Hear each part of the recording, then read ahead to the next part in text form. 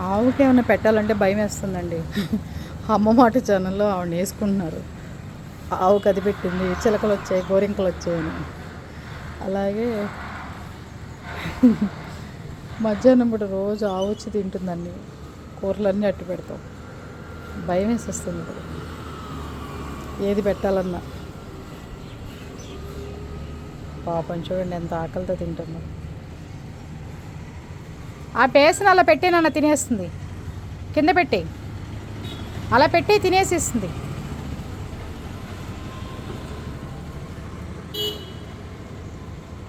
ఆకలేస్తుందండి పాపం బాగా.